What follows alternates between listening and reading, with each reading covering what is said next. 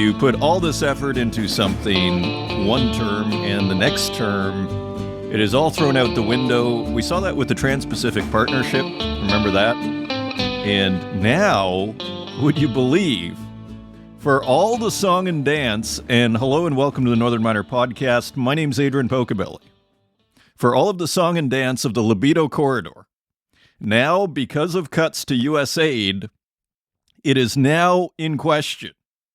Can you believe this? I mean, I have to laugh when I saw that headline, Business Insider Africa. Trump's foreign aid cuts threaten $1 billion in African minerals project. A $1 billion expansion of Africa's most important U.S.-backed critical minerals project is now caught in limbo due to a foreign aid freeze under the Trump administration, creating an opportunity for China to step in. Now, just to pause right there, why would China want to help build a railroad to the western coast of Africa? Just to ask. I mean, what's interesting is what they are doing is building a railroad to Dar es Salaam in Tanzania in response, seemingly, to the libido corridor. So once again, China with the upper hand in the critical minerals, the supply chain, and everything. Let's continue. The Libido Corridor Railway Project, a crucial infrastructure initiative designed to transport minerals from the Central African Copper Belt, home to some of the world's richest cobalt and copper deposits, to the Angolan coast for shipment to Western markets, lies at the heart of the crisis. The project is one of many mining and energy initiatives across Africa that were promised financial backing from the U.S. International Development Finance Corporation, with additional support from the U.S. Agency for International Development, or USAID. But now, government officials and developers fear that these plans could collapse. While the project appears to fit the administration's goals and focus on critical minerals, the anxiety surrounding the plans has illustrated how President Donald Trump has injected uncertainty even into strategic investments. One of the biggest concerns is the rehabilitation of a railway in the Democratic Republic of Congo, a critical infrastructure connected to the Libido Corridor. In December, the U.S. and European Union signed an agreement with the Congo to study the project, which, according to 4 people, is estimated to cost as much as $1 billion. USAID had allocated $250,000 to explore financial models for the railway renovation, including the potential for public-private partnerships involving Western companies and DFC financing. Additionally, a request for $5 million had been submitted to fund an updated pre-feasibility study, according to sources familiar with the matter. While the U.S., European Union, and the European Investment Bank remain engaged with the project, the U.S. funding is now indefinitely frozen, creating uncertainty around its future. Analysts warn that if the U.S. pulls back from supporting Africa's ambitions, particularly in value addition, African nations may turn to the more substantial and consistent financial backing of China, or emerging players like Saudi Arabia instead. So, we've been talking about this project for over a year here. Before it was cool, and then it got cool, and it started making global headlines, and here we are, February 2025, after all the song and dance, now it's in question. $250,000 feasibility study, the $5 million, the $1 billion total, from the sounds of it, that have been committed are now in question. And for all of the spending that is going on, for all of the concern over critical minerals, I mean, let's see what happens. Maybe there are line items in the budget that will return after being crossed out. I mean, we have seen that. And also, another development we saw was this play for Ukraine's minerals by the United States, keeping on the U.S. theme here. The Ukraine mineral riches in Donald Trump's sights. So this is the Financial Times reporting on this idea that Ukraine will somehow provide rare earths to the U.S. in exchange for security guarantees of a certain kind. As the reports are saying, let's take a closer look. Vast estimated deposits of lithium, titanium, and rare earth, such as gallium, have yet to be significantly developed. Now, is gallium a rare earth? I mean, let me ask ChatGPT here. And it kind of brings up a whole other issue that we're going to hear from, which is, what is a critical mineral? Is gallium a rare earth? No. Gallium is not a rare earth element. So Here in the Financial Times, rare earths such as gallium have yet to... Okay, so it's just a reminder that, again, the attention that minerals are getting is somewhat new. It's always been paid attention to, but not very much. There was a time, when the Financial Times where you'd find like a story maybe a month on the mining sector. Let's see what it says here. Donald Trump's Minerals for Aid offer to Ukraine last week has put the spotlight on the country's vast and rare mineral resources, to which Washington wants rights as payback for past military support. So the tone definitely changing on Ukraine.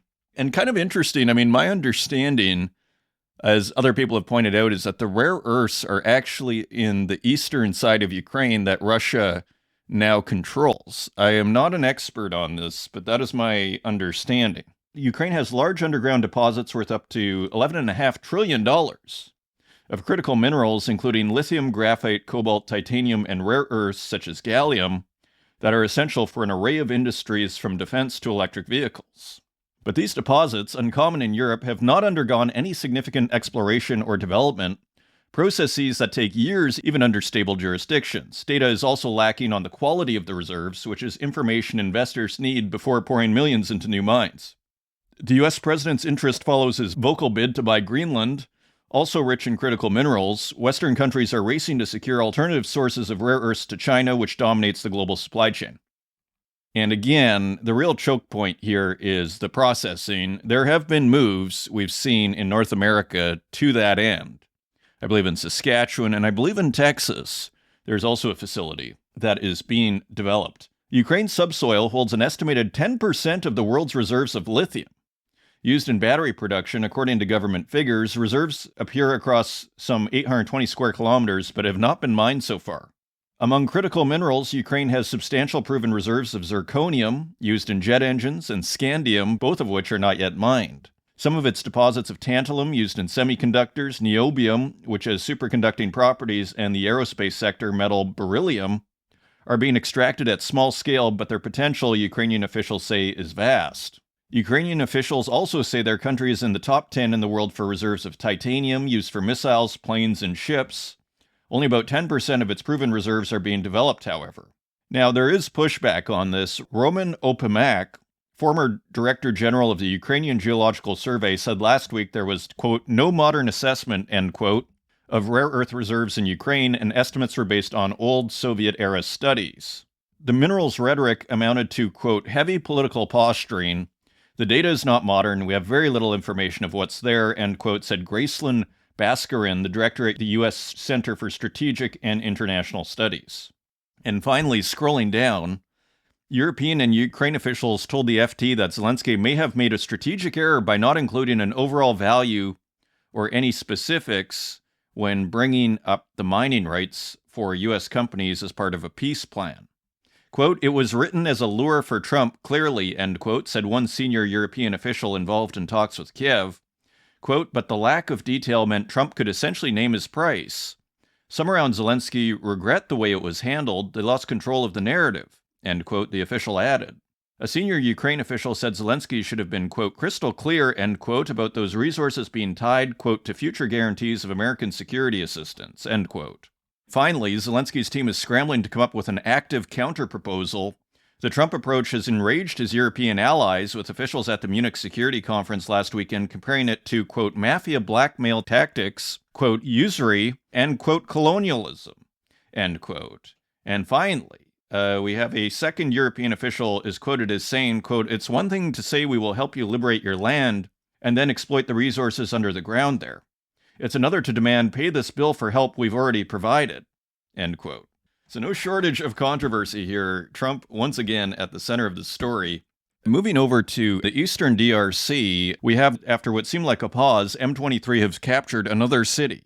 As the Guardian is reporting here in this article, Rwanda-backed M23 rebels capture eastern DRC's second largest city. Congolese authorities accused of abandoning Bukavu after government confirms fall to militia group. The M23 rebels have captured and occupied Bukavu, the second largest city in the eastern DRC, the Congolese government has confirmed, days after the Rwanda-backed militia launched an attack. In a statement posted on X, the DRC Communications Ministry said it was monitoring the situation, quote, marked by the entry of the Rwandan army and its auxiliaries, end quote, and it was, quote, doing everything possible to restore order, security, and territorial integrity, end quote. On Friday, M23 fighters entered Bukavu, the capital of South Kivu province, after advancing south following the group's capture of Goma, the capital of North Kivu, last month. The militia faced little resistance in its latest march.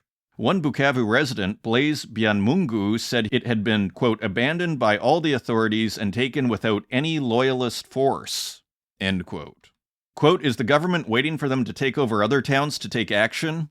It's cowardice, end quote, he said. The rebels marched to the governor's office over the weekend. Bernard Biamungu, a leader of the group, stood in the front of the office and promised to change the status quo. Quote, we are going to clean up the disorder left over from the old regime, end quote, Biamungu said to a small cheering crowd, telling them they had been living in a quote-unquote jungle.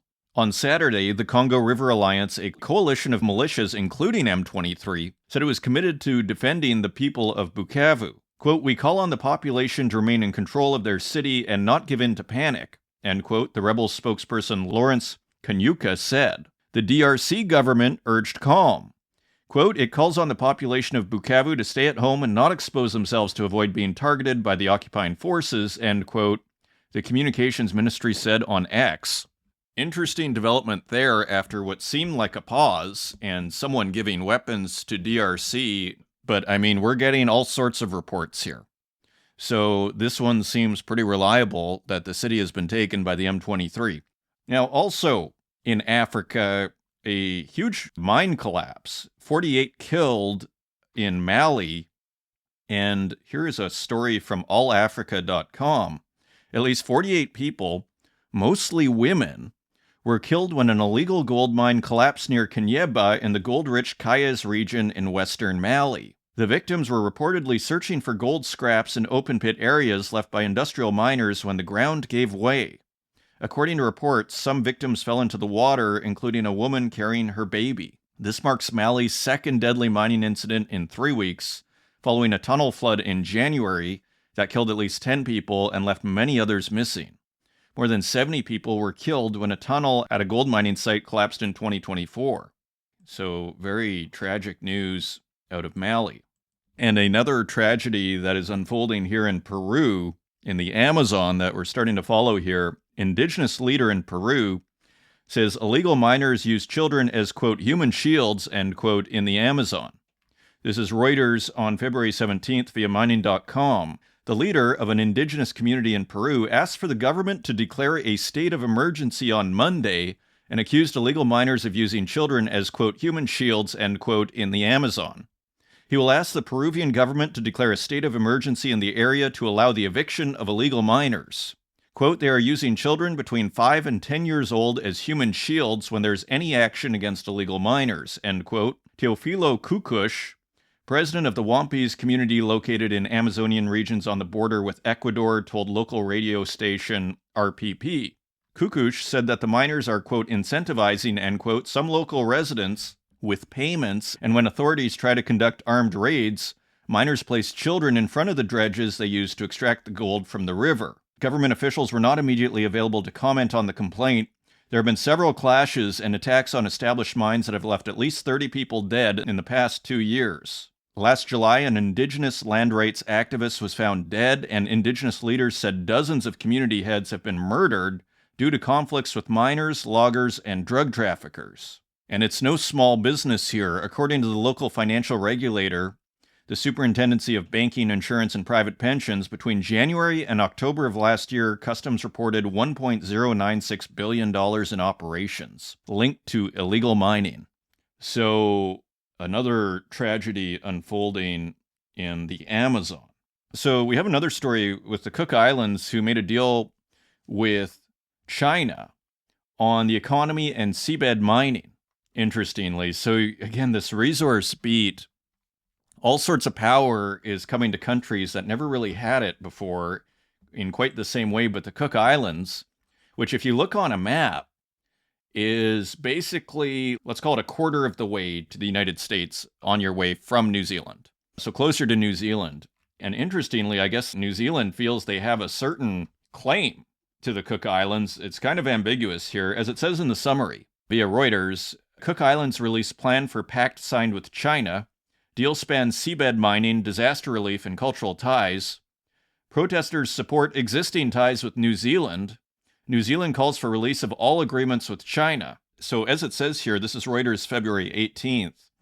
A strategic partnership deal between China and the Cook Islands spans areas from deep-sea mining to education scholarships, but excludes security ties, a document released by the Pacific Island nations government showed. Western nations that traditionally held sway in the region have become increasingly concerned about China's plan to increase influence after Beijing signed defense trade and financial deals with Pacific countries in the last 3 years. Amid domestic criticism of lack of transparency, the government unveiled the action for the deal on Monday in the Cook Islands in response to calls from New Zealand, which had not been consulted despite constitutional ties. And we have a quote from Prime Minister Mark Brown, who told the Cook Islands Parliament, quote, "This does not replace our long-standing relationships with New Zealand, Australia, and others, but rather complements them, ensuring that we have a diversified portfolio of partnerships," end quote. He also said, quote, "We are strengthening economic diplomacy through initiatives like our comprehensive strategic partnership with China," end quote, pointing to opportunities on offer in areas such as trade, infrastructure, and ocean resources. China will give a one-time grant of about $4 million to the nation of $15,000, Brown told reporters after his return home from Beijing. New Zealand raised concerns about his visit to China as it had not seen in advance the agreements signed despite having asked to review them. A spokesperson for New Zealand's Deputy Prime Minister said he looked forward to the release of all the pacts signed on the trip. Situated halfway between Hawaii and New Zealand, the self-governing Cook Islands can interact with the international community as an independent state. The neighbors have committed to consulting on security, defense, and foreign relations. And here's actually, I think, the nature of the relationship. New Zealand also provides some budget support and commits to defend the people who are its citizens. So they are self-governing, but they're somehow citizens of New Zealand, interestingly. And so New Zealand doesn't feel like they're being informed on this deal, interestingly. So just this tiny island here, but you think of the mining rights. For deep-sea mining, China, again, getting in there early.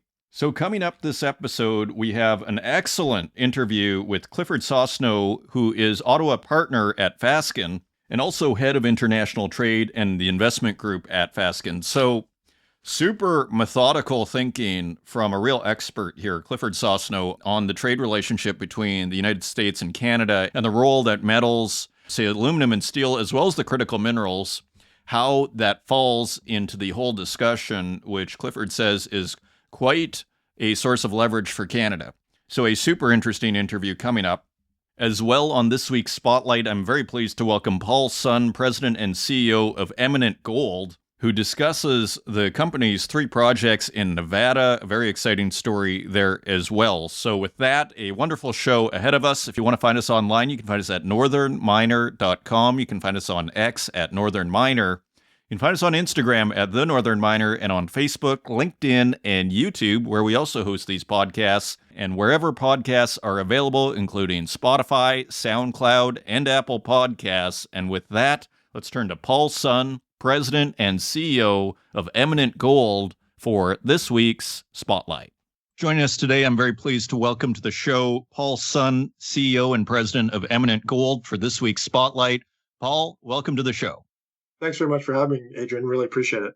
Well, it's always a joy to hear of what's going on in the exploration sector. For those that are unfamiliar with Eminent Gold, tell us a little bit about the company and how you got started. For sure. Sounds great. So Eminent Gold is pursuing major gold discoveries in the Great Basin. And really what you're getting with Eminent is 3 big swings at a major gold discovery in Nevada.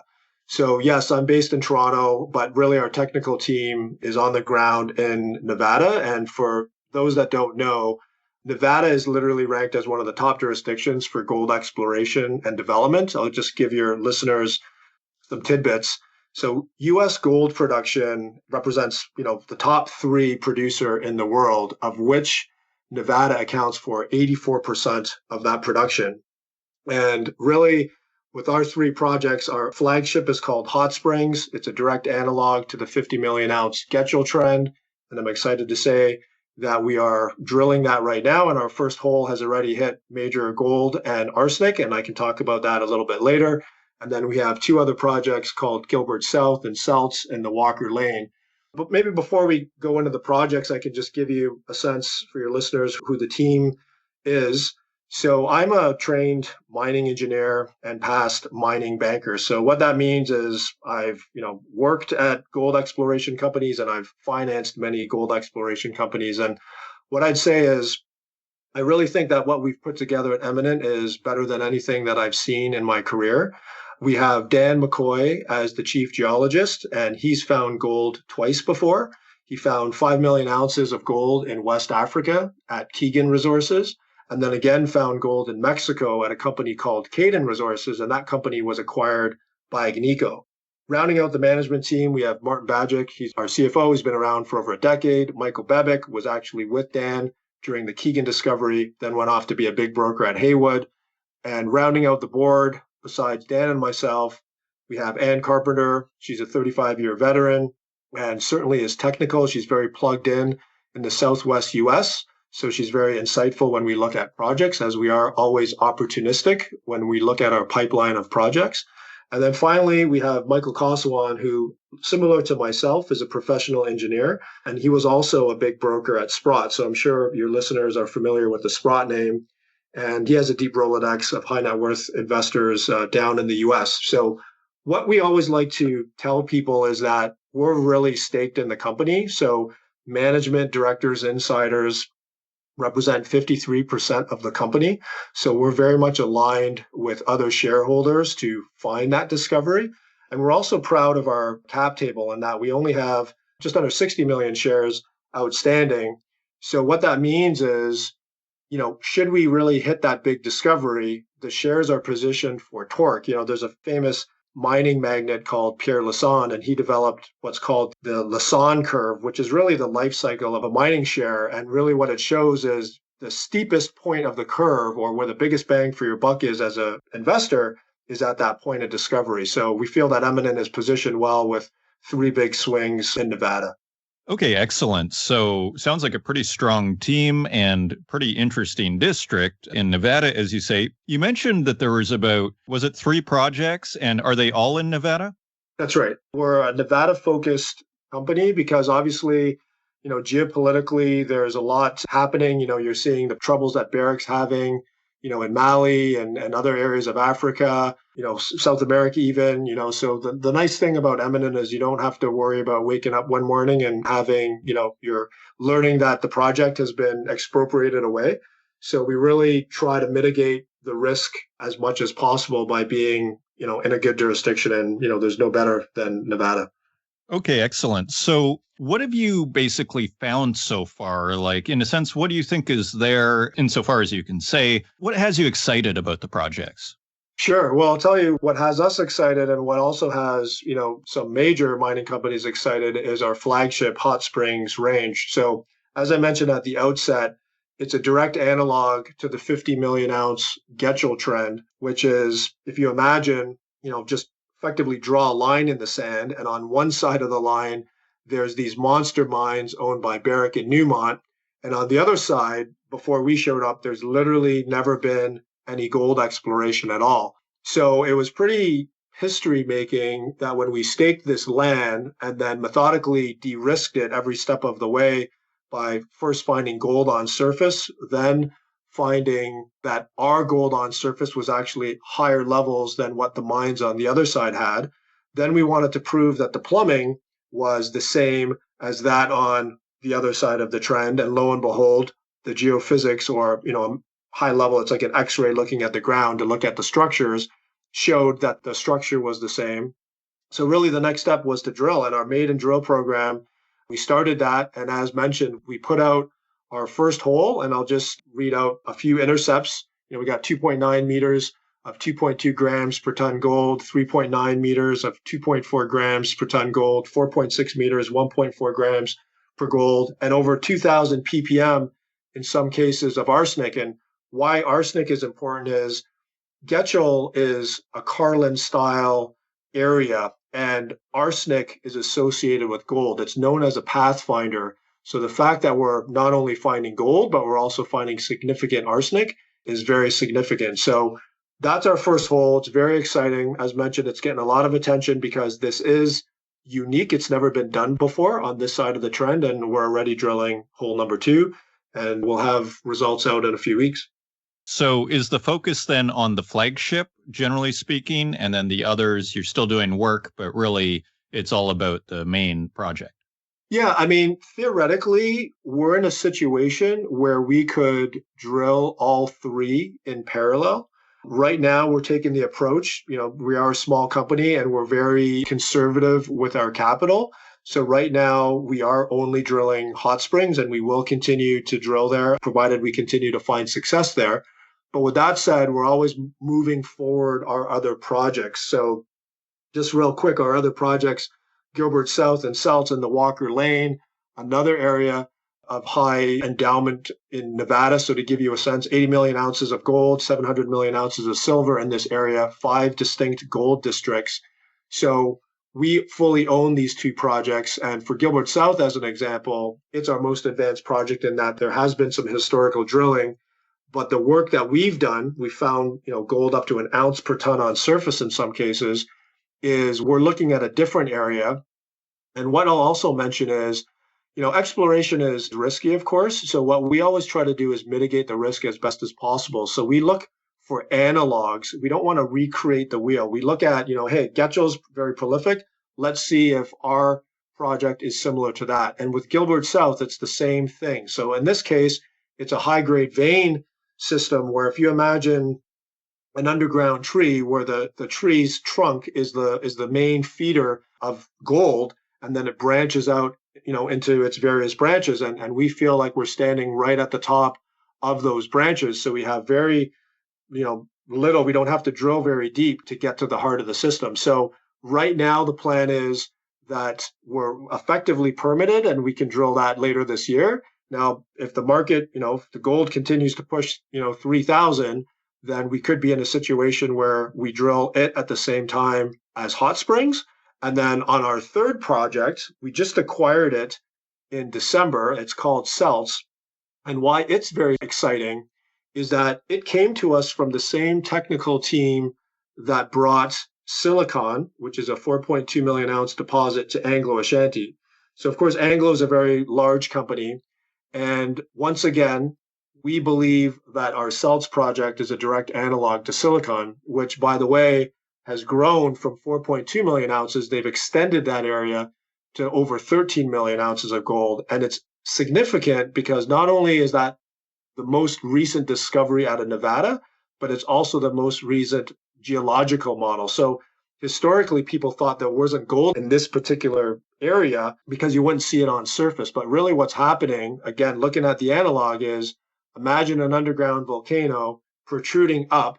And as it protrudes up, it's creating high temperature, and it's an ideal environment for gold deposition. But then that gold can't come to the surface because the steam cap or the volcano that just pushed through creates that cover. So only until very recently has this been discovered as a new model.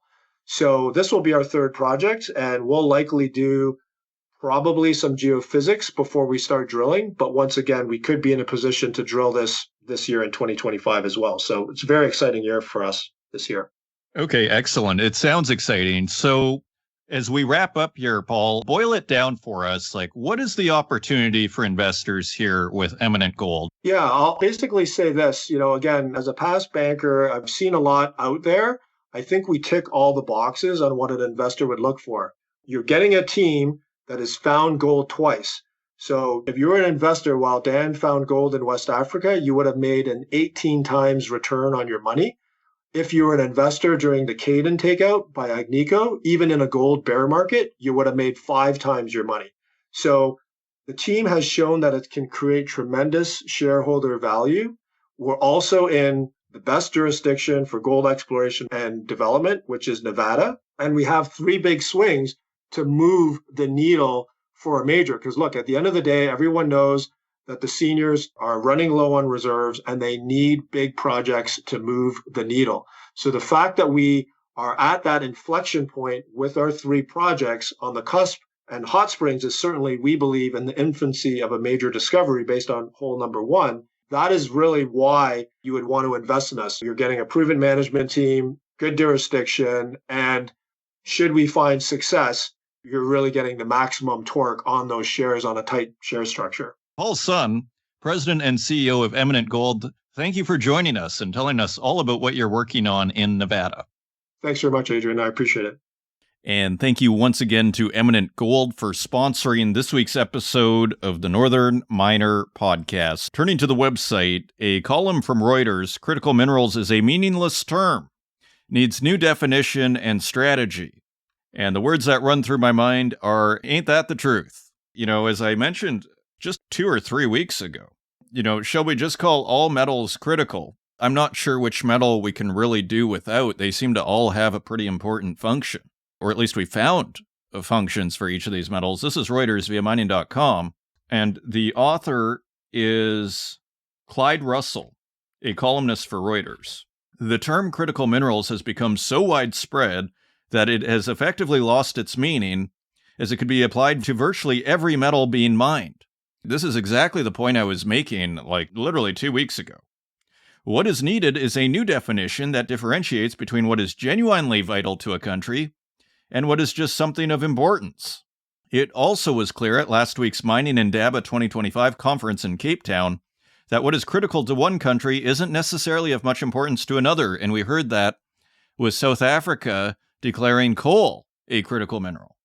So what is a better definition of a critical mineral? Simply put, it's a mineral that you don't have and are worried that you won't be able to get in the future. Now, I was talking to the government of Quebec in an earlier interview, and I believe the definitions we came to on the podcast was that a critical mineral is a mineral you need basically right now to keep your economy functioning, whereas a strategic metal was a metal you may need in the future for your economy. Interestingly, so to Clyde Russell's point, I think the definitions are not consistent here. And for South Africa, coal may be critical, right? So there is an argument here. So let's continue. This means that a critical mineral is one that you need, but you don't have domestic reserves. Your strong allies also don't have sufficient deposits, and you don't control enough of the supply chain to ensure you get what you need when you need it. A mineral in this situation is distinct from what commodity analyst CRU refer to as a core mineral, which is one that you need, but you are fairly confident that you will be able to source now and in the future. Why is this distinction important? From a Western perspective, a core mineral is one that you largely can leave to market forces to supply, relying on private mining companies to explore, develop, and produce on commercial terms. However, a genuinely critical mineral is likely to require a different strategy to acquire, such as directly funding new mines, building strategic relationships with host countries, and offering offtake agreements that aren't dependent on market prices. China has proven much more adept at targeting minerals it sees as critical, investing in mines and infrastructure in foreign countries and in processing plants at home, thereby locking in control of the supply chain. This has seen China, the world's biggest importer of commodities, come to dominate much of the global supply chain for minerals vital to the energy transition, such as lithium, cobalt, nickel, and rare earths. It's no surprise that these four are on China's list of critical minerals, but given that China now dominates their production and supply, are they still critical to China?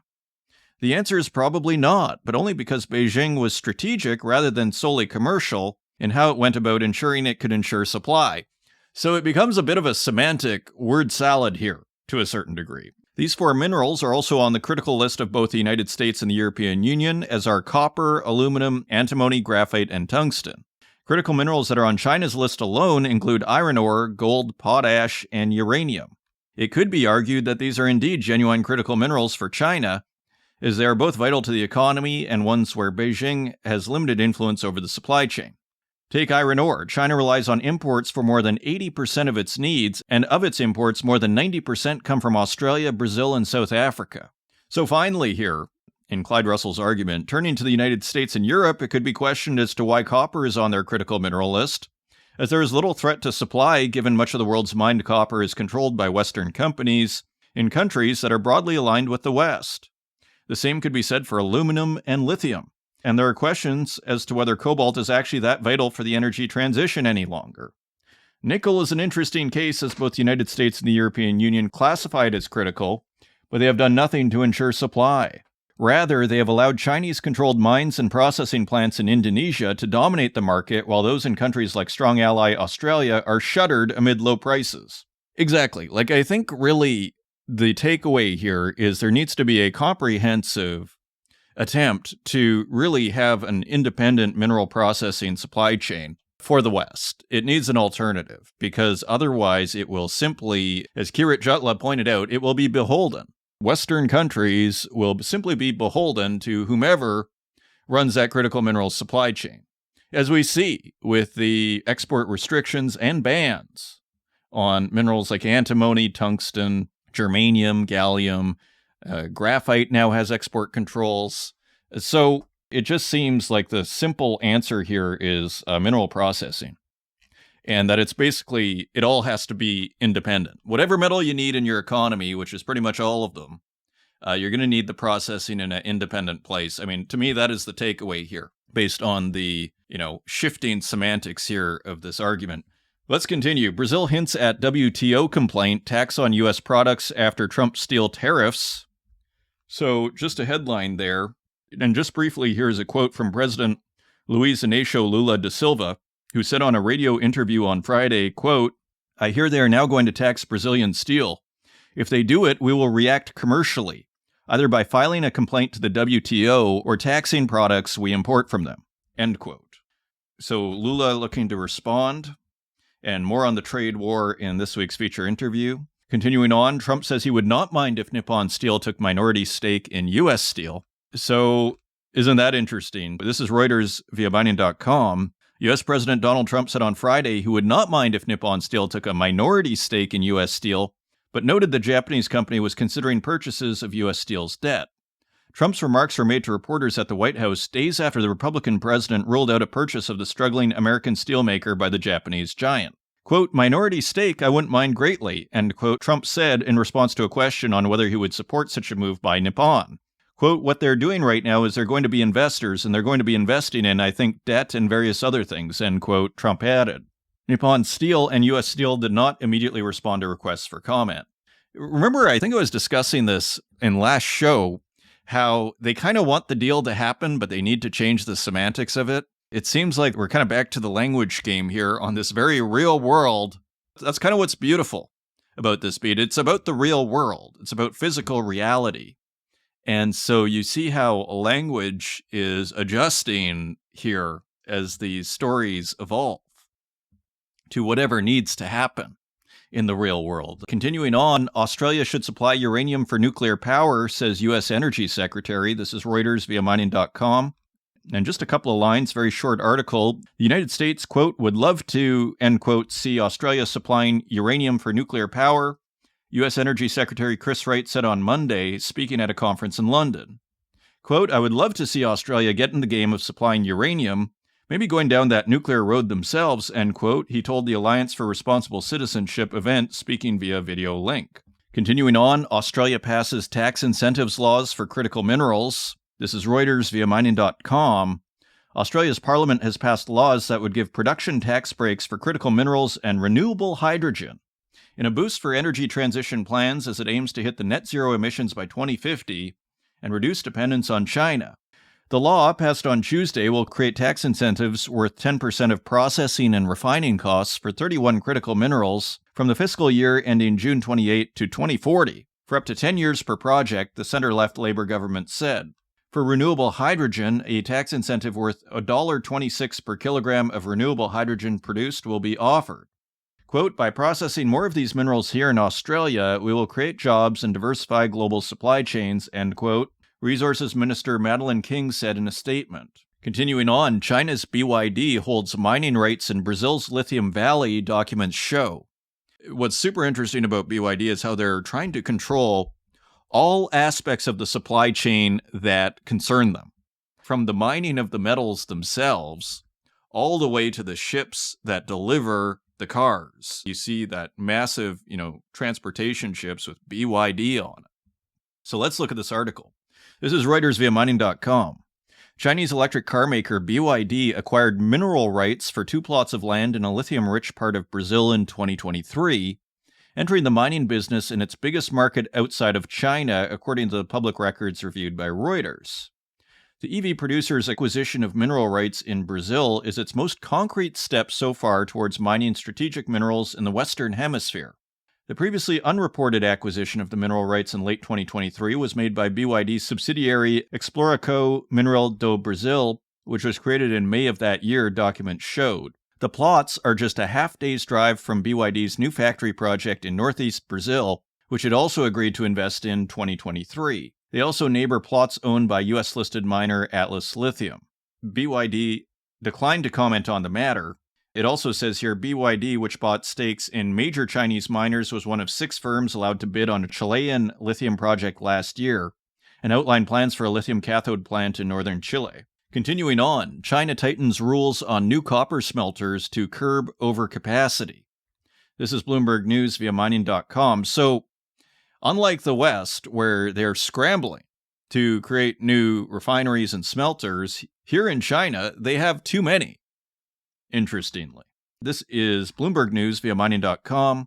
China has tightened requirements for building new copper smelters in its latest attempt to curb relentless capacity expansion in the world's top producer of the refined metal. Companies building new copper smelters should control enough mine supply via outright ownership or equity stakes to feed the plants, according to a 2025 to 2027 development plan for the country's copper industry jointly issued by 11 ministries. This condition would likely be met by only a small number of major Chinese companies.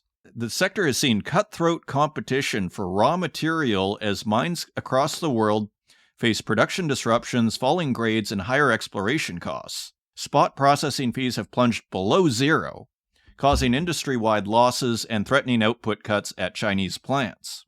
The China Non-Ferrous Metals Industry Association last October called for curbs on new smelters as a, quote, top priority, and urged the copper sector to learn from government intervention in the steel and aluminum industries. About 85% of concentrate used in Chinese plants is imported, according to data from the U.S. Geological Survey. So here we go again, just another metal that China dominates the market of, but not the production of the metal. It's because they own the processing. And indeed, they have too many processing plants. They have too many smelters.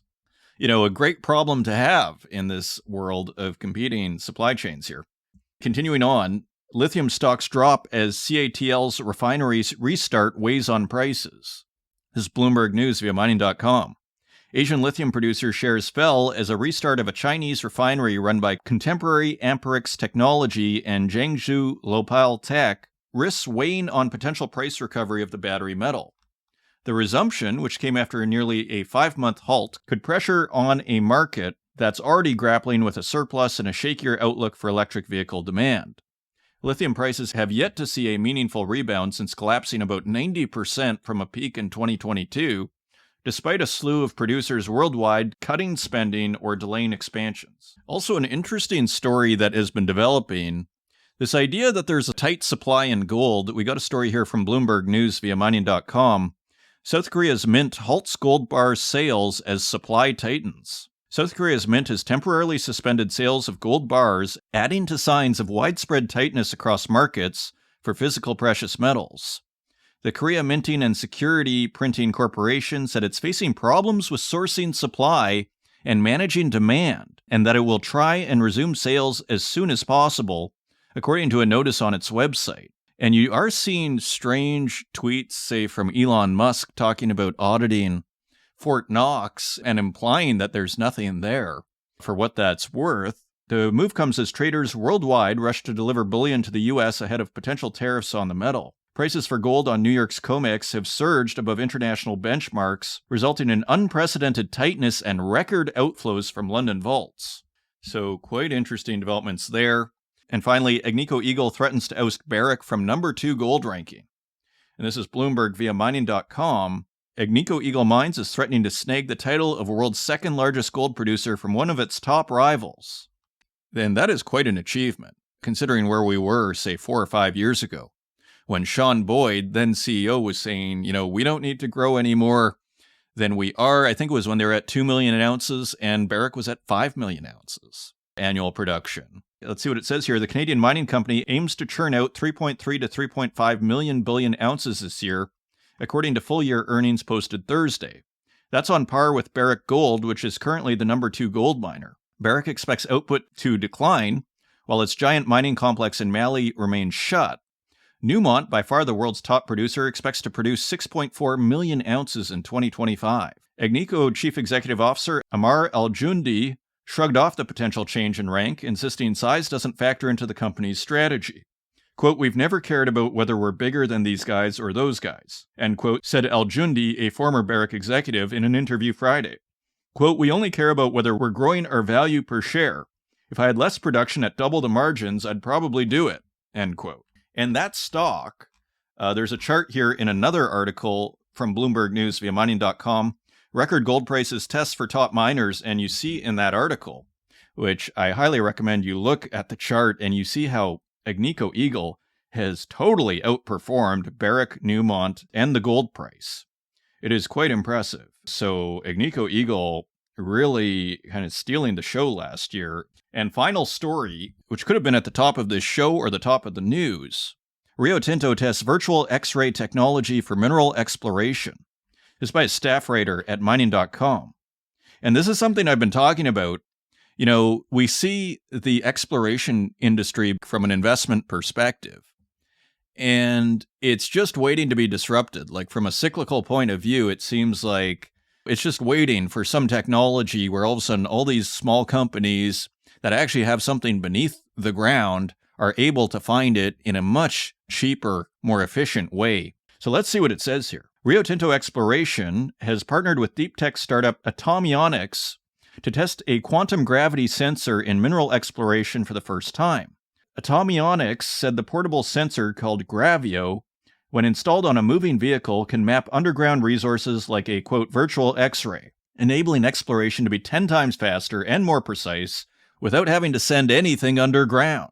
The device miniaturizes technology typically found only in atomic physics laboratories into a portable, basketball-sized sensor, it added. A recent field test in Arizona demonstrated the Gravio quantum sensor's capabilities in a rugged environment. Mounted on a moving vehicle, the sensor captured gravity data, enabling a higher density of measurements. So, just waiting for a massive disruption in exploration technology, and that may be one of them. Those are your news stories. Now, let's take a look at metal prices.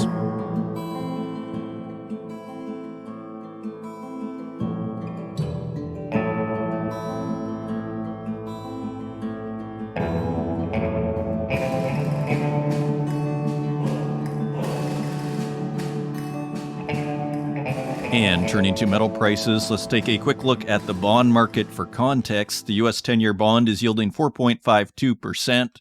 That is down 0.01% on the week, so slightly lower than last week. The UK 10-year gilt is yielding 4.56%. That is 0.05% higher than last week, so U.S. slightly lower, UK 10-year yields slightly higher. And Italy's 10-year bond is yielding 3.55%. That is up 0.02% on the week. And the German 10-year Bund is yielding 2.49%. That is up 0.06% on the week. And once again, the standout is the Japanese 10-year bond, which is yielding 1.44%. And that is up 0.12% on the week. And let's not forget, just 4 months ago, we were below 1%. On the Japanese 10-year bond, it is now 1.44%. So one wonders if this is a bit of an orange flag over here, being almost 50% higher in a few months. Turning to precious metals, gold is trading at $2,946.20 per ounce after hitting a new record of $2,961.80 per ounce in the last week. So now it is at $2,946.20. That is up $14 on the week. So gold continues its climb towards $3,000. Silver, meanwhile, is at $33.11 per ounce, and that is 76 cents higher on the week, but still far below its record at $50. Platinum is trading at $995.10 per ounce. That is $29 lower than last week. And palladium is trading at $995 even. That is $6 lower on the week. Turning to industrial metals, copper is trading at $4.59 per pound. That is 10 cents lower than last week, but still above $4.50 after it bounced really off $4. Iron ore is trading at $106.83 per metric ton, almost the same price as last week. That is up 46 cents. Aluminum is slightly lower at $1.20 per pound. That is a penny lower than last week. Lead is also a penny lower at 90 cents per pound. The nickel is also a penny lower at $7.03 per pound. Tin is higher at $14.82 per pound. That is 71 cents higher than last week. Cobalt is unchanged at $9.78 per pound. Lithium is trading at $10.48 per kilogram. That is 8 cents lower than last week. Uranium continues to fall at $66.45 per pound. That is $3 lower than last week. And definitely with all of the sentiment being so bullish on uranium, 6 months ago, when it was above $100, quite something to see here. And finally, zinc is slightly higher at $1.31 per pound. That is 2 cents higher than last week. Zooming out, the real standout once again is gold, which hit a new record. Otherwise, the industrial metals seem to be edging sideways without too much drama, perhaps waiting to see fallout on tariffs, and those are your metal prices. Coming up, I'm very pleased to welcome Clifford Sosnow, partner at Fasken and head of the International Trade and Investment Group at Fasken. It is a fascinating, very methodical analysis of the potential trade war between the United States and Canada, the impact of tariffs, where metals fits into the entire discussion. For all that's been said about this issue and that I've watched on TV, this is probably my favorite analysis that I've heard so far. Truly expert analysis with Clifford Sosnow, partner at Fasken.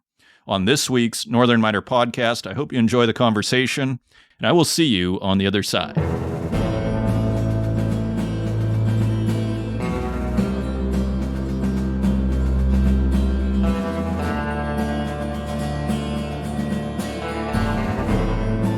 Joining us today, I'm very pleased to welcome for the first time to the Northern Miner podcast, Clifford Sosnow, head of international trade and the investment group and partner at Fasken. Clifford, welcome to the show. Thank you for having me. Well, it's great to have you, Clifford. I mean, it's such a topical area right now, Canada-U.S. relations, trade, tariffs, and everything. How big of an issue is this for you? How concerned should Canada be about this situation from your perspective?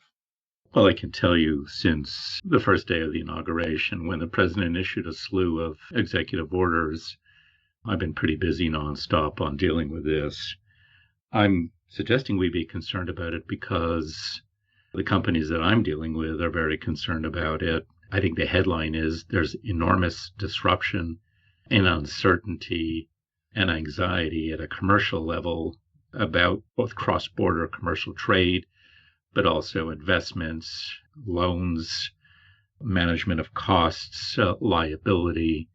All of that has been thrown into a world of unpredictability and uncertainty, with seemingly weekly announcements of tariffs and studies that may have significant and deep consequences to create, I'm going to use the word chaos, but it really is uncertainty and unpredictability in what has up till now been a deepening and increasingly integrated relationship. All of that has now been thrown on its head in a topsy-turvy kind of environment.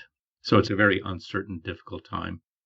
Yeah, I mean, in a sense, I understand your reservation of using the word chaos, but I mean, that's what the Ford CEO was calling it as well. Costly and chaotic, if I remember the quote right. So, I mean, I guess first question, have you seen anything on paper yet? Or, the Canadians came out originally in early February saying, we haven't even seen a piece of paper yet. Like, have you seen a piece of paper which actually outlines the details here?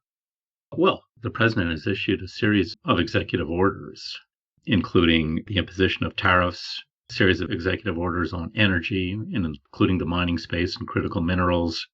And as you know, the president did start the imposition of tariffs that were to take place on February the 4th. and that was paused. And as you know, Canada was all prepared to retaliate, and that has been put on pause. But now the president has issued two orders, one for steel and one for aluminum, to impose tariffs starting on March the 12th. And Canada, of course, is talking about dollar for dollar retaliation in that sector. So very much seeing, as you call it, things on paper.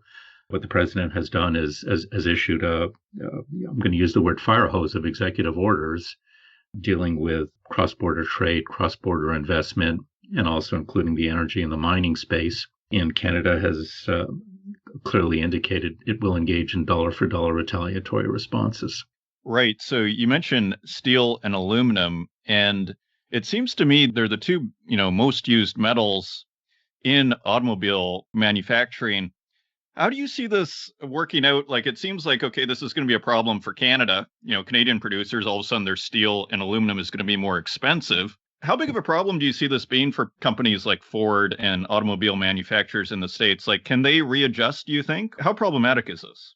It's going to be extremely difficult for the auto sector.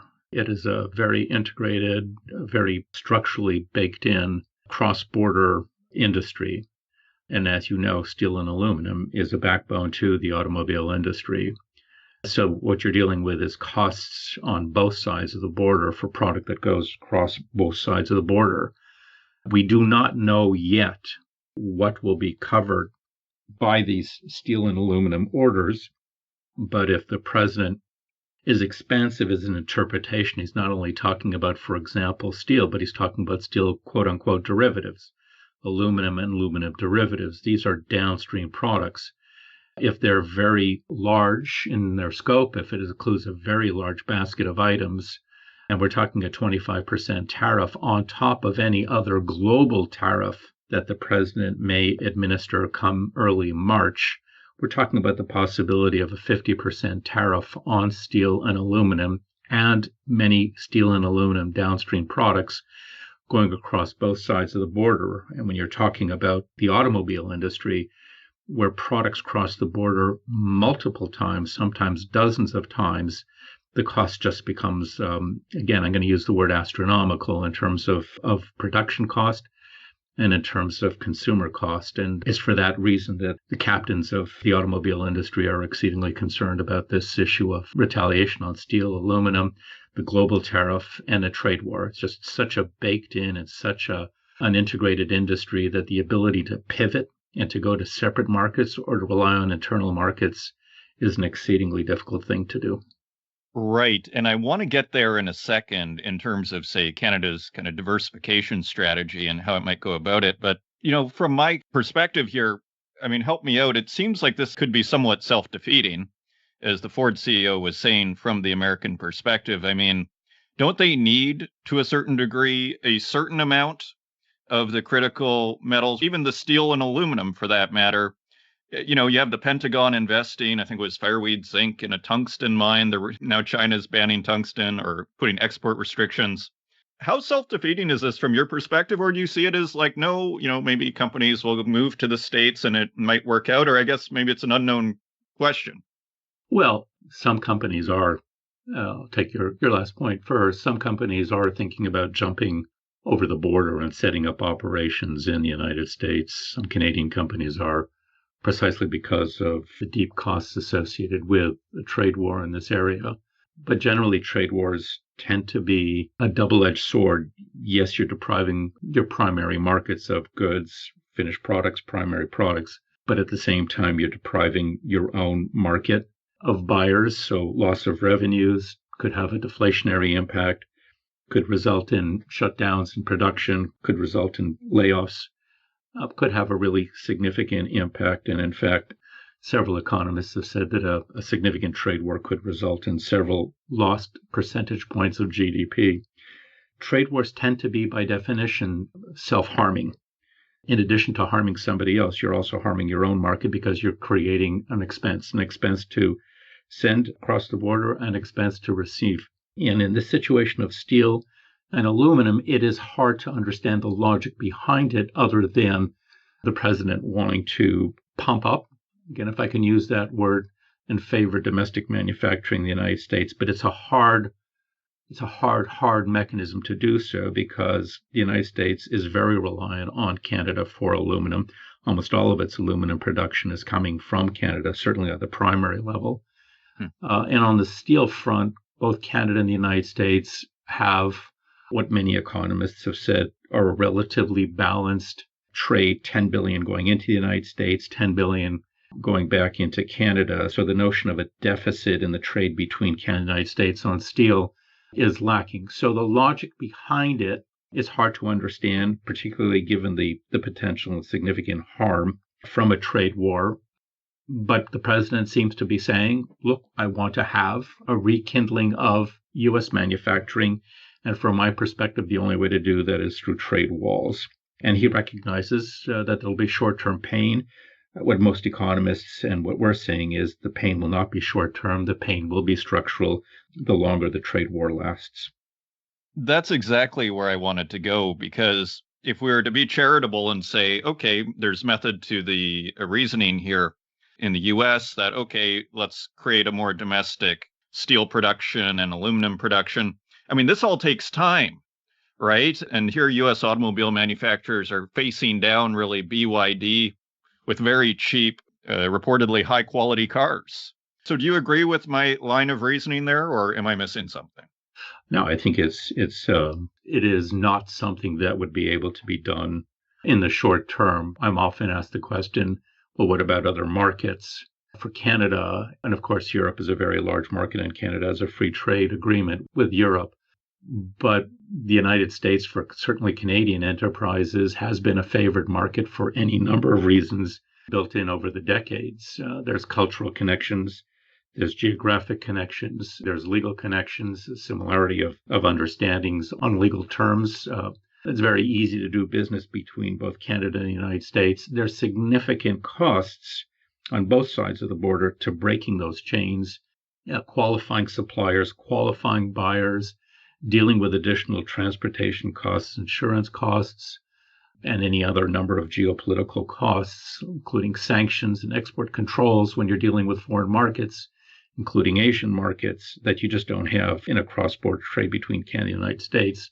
So the idea of doing a quick pivot for Canada to other markets or internally is just not on immediately. And for the United States, there's such significant gaps, both in terms of access to critical minerals, to aluminum and steel needs, that there would be a significant loss. Even for the United States, a trade war would result in a loss of certain percentage points, say 1.5 percentage points, 2 percentage points of GDP for the United States, which, given the size of the economy, is a very, very, very significant hit for them.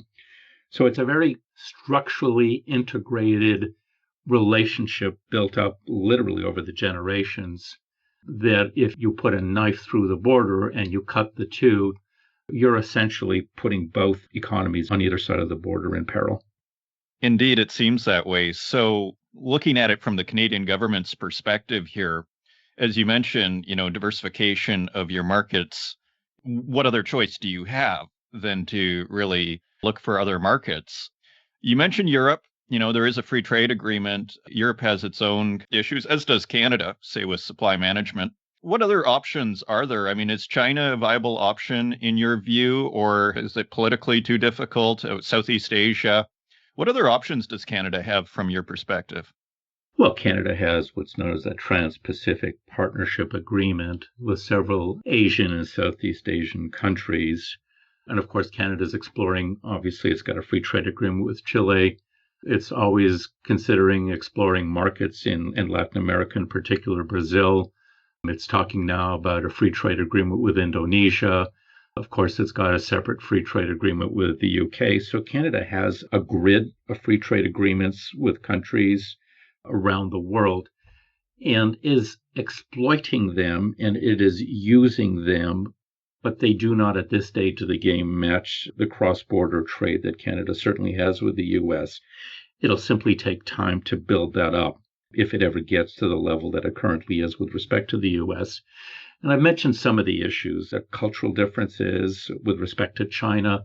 There's geopolitical differences. Of course, the United States has its own rivalries with China, and Canada integrating more closely with China raises concerns with the United States. to the extent that there are already difficult relationships with the United States, with deepening integration with China, create even more difficulty. There's issues of investment in things like strategic industries of critical minerals and mining. Canada's very wary of that because, as you know, critical minerals are an important piece in 21st century technologies that are really going to make a difference in terms of productivity and economic prosperity. And Canada is wary of having deeper Chinese involvement in those spaces. So there are limitations in terms of Canada's ability to integrate with the second largest economy in the world, simply because of the geopolitical rivalries and also the concerns that the U.S. has with China. As you were saying, you've mentioned BYD in Mexico and vehicles in Mexico.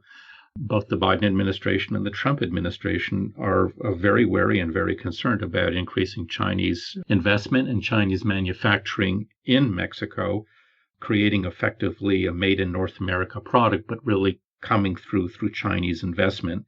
And that's a major concern both for the Biden administration and the Trump administration.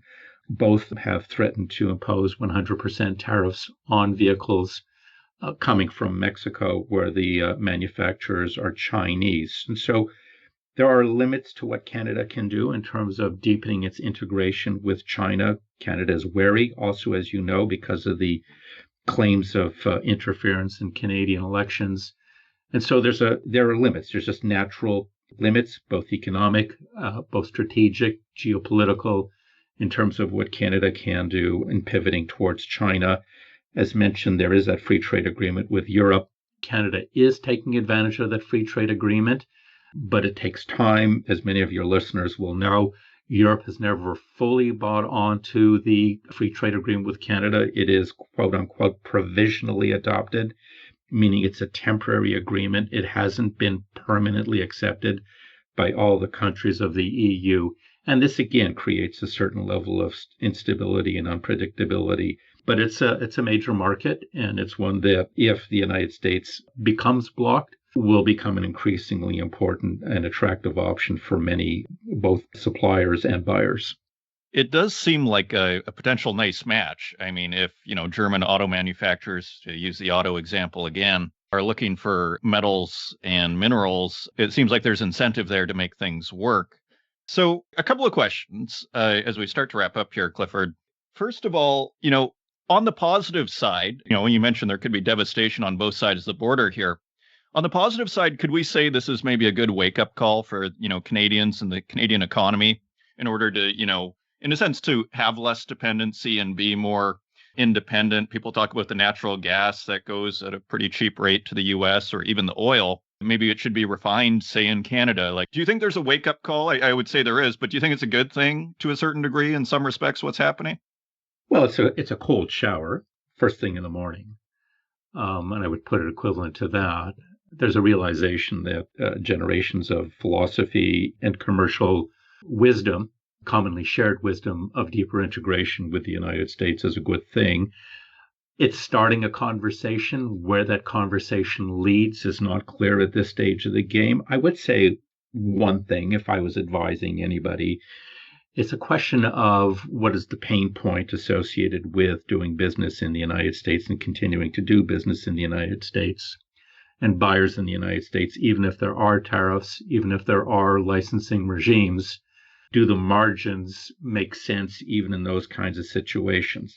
If the margins do not make sense in those kinds of situations, then maybe this is a time to think about diversification and to start to strategically plan about qualifying new buyers, qualifying new suppliers, and thinking about alternative contractual relationships and alternative sources of supply. That's just a hard strategic discussion. The larger discussion is, how long will this last? The negotiations that are going on between Canada and the United States on the free trade agreement in the next year and a half could be a very telling indicator as to whether or not there could be some stability in the relationship between the United States and Canada, or if effectively all bets are off with respect to what can be anticipated. So to the extent that this is causing CEOs, COOs, and other senior management in companies to start having a strategic conversation about alternative sources of supply, building up redundancies, building up contractual and legal resiliency. That's always a good thing. That's always a good thing. But what this actually means in terms of the Canada-United States trade relationship, it's extremely rocky right now. It's extremely chaotic right now. It is very topsy-turvy right now. But the larger question is, will this be a more permanent feature of the relationship? Will this be something that is a very difficult period of time, but it will eventually blow over? Is not yet known, and I would say a critical piece for that relationship will be the negotiation of the free trade agreement, which comes up for renewal on July the 1st, 2026. The president's talking about doing something before then, but we'll have some very, very significant signals as to what the president's view is with respect to the relationship and whether this is a more permanent feature or a temporary feature. So it's a good thing in the sense of a conversation. It's a bad thing in the sense of the chaos it's created. And hopefully from all of this, some strategic decisions will be able to be made by businesses. And I'm hoping in the next year or so that we'll have greater clarity on that issue. Okay, excellent. Just a quick follow-up here. I'm surprised to hear you mention the free trade agreement because I almost felt like it was almost rendered null and void by the security issue. It seemed to be what was going on from the American perspective. We have a border problem. It creates a national security problem. Therefore, we have the right to raise tariffs until that's solved. Is it still in effect? I mean, how do you have tariffs and then the free trade agreement at the same time? The agreement is there. The president has, as does any country, have the ability to legally give 6 months' notice and say we're withdrawing from the agreement. So as a matter of law, the agreement is still there. Has the president repudiated the agreement? The agreement does say you cannot unilaterally impose tariffs unless you have some very serious reasons, and one of those very serious reasons is national security. The problem with that kind of reasoning for the president is a global tariff, as the president has threatened to do, and as it's possible that he will do, on every single good coming from Canada, effectively as saying free trade with Canada is a national security issue. And so even though there isn't a repudiation in law, factually it amounts to a repudiation of the agreement. Nevertheless, the president is saying we want to increase some of the issues that we have. We want to add to several of the issues that we have: Canada's supply management and food products, Canada's digital tax, of course, softwood lumber, any number of the United States wants Canada to have less foreign content in the vehicles that it's manufacturing. All of these issues the president is saying he wants to discuss under a renewed free trade agreement. So technically speaking, the president has not repudiated the agreement. Technically speaking, the president is saying, I've got a laundry list of issues that I want to look at, and I want to start looking at them now rather than waiting till July the 1st, 2026. And so that's still very much on the table. What I would say to your listeners is watch those negotiations and the lead up to those negotiations very closely, because they will signal the larger intention of the United States with respect to continued trade with Canada and openness of trade with Canada. It is conceivable that the president will threaten to leave the agreement.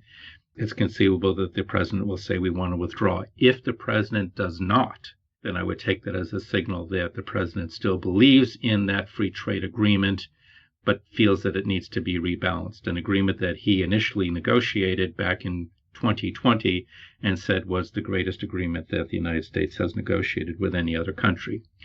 So I would say just watch for that and watch for how those things are going. The agreement has not yet been repudiated, and the president wants to use that as a platform to challenge many more Canadian laws and regulations. Okay, and final question, and thank you for your time, Clifford.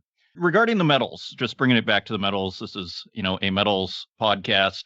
Sure. How big of a card is it that Canada has here, in your view, to play in regard to, being able to supply these metals? Do you feel like it's being recognized by the United States? It seems wild that they would want to, put tariffs on tungsten that they supposedly need. How big of a card is the critical minerals issue? My view is that it's an extremely valuable source of leverage that Canada has. Ultimately, what the president wants and or needs is energy to power any domestic revival of manufacturing. And for the president, that includes critical minerals and mining resources. And the president has just as much said so in an executive order called Unleashing American Energy on January 20th, literally the day of the inauguration. That was the first thing that came out. And the president had indicated that, and continues to indicate, that critical minerals is an absolutely important piece of both the current prosperity of the United States and in managing rivals like China and in managing the strategic and the political challenges that we're facing in a very uncertain world. Critical minerals comes through constantly as a major issue for the president. And of course, Canada is the second largest producer of rare earths, is effectively a cornucopia of critical minerals that the United States needs. And it becomes, in terms of any kind of negotiation, a very, very significant leverage point, a very significant, if I can use the word, trump card for Canada to play in terms of its negotiation with the United States. Recall what the United States is currently doing with Ukraine and access to Ukraine's critical minerals. And it made an agreement with Zelensky, and Zelensky said, no, this is not acceptable to us because we're not getting anything in return, really. Clearly, the United States needs that. Clearly, Canada has that. Clearly, Canada is a source of supply for many investors and manufacturers in the United States. The Trump administration knows that. The issue is, what is the negotiating leverage that Canada create, and what is, we call in law, the quid pro quo? What is the exchange that you get in return for giving better access to critical minerals? And that has yet to be detailed in any fuller way, at least in a public environment and the public discussions, but it's in the back of the president's mind. In fact, he's, as I said, put out an executive order on January 20th. We absolutely need in the United States critical minerals to power our economy. So I consider it one of the positive developments that could come out of these tensions. And it becomes a question of how the industry plays this in terms of its communication with the Canadian government and the provincial governments, and how the Canadian negotiators deal with it now and on a go forward. Okay, and just final follow-up here. What about mineral processing? Should Canada, in your view, be fast-tracking mineral processing so it's more independent in that regard? Well, Canada is primarily dependent upon the United States in terms of mineral processing. As I've mentioned in this executive order, Unleashing American Energy, the United States has indicated that they want to be dominant in the mineral processing space, and therefore the questions become for Canada, do we want to use that as a leverage point in negotiations with the United States and say, fine, we're perfectly happy with you maintaining dominance in mineral processing as long as you continue to invest in Canada? Or does Canada want to say, we're going to look towards other sources of investment in terms of mineral processing? And when that happens, we start to think about China and the strategic issues associated with that. So mineral processing just plays out many of the other issues that we've discussed. Do we do an in-gathering? If we do, is there the capital for that kind of investment? If the answer is no, where does that capital investment come from? And China becomes a problematic issue. And on the other side of the equation is the leverage point that Canada has, given that the United States has said, we want to dominate on mineral processing. So again, from my perspective, closing the gates and focusing totally on Canadian investment for mineral processing and bringing mineral processing totally within the Canadian market has significant strategic limits. To me, the better strategy is to use that as a leverage point, given what the United States is thinking is important to it, and working out some kind of negotiating strategy and some leverage to favor U.S. investment in the mineral processing space. Clifford Sosnow, partner at Fasken and head of international trade and the investment group. Thank you so much for sharing your fascinating insights here on the Northern Miner podcast. Thank you.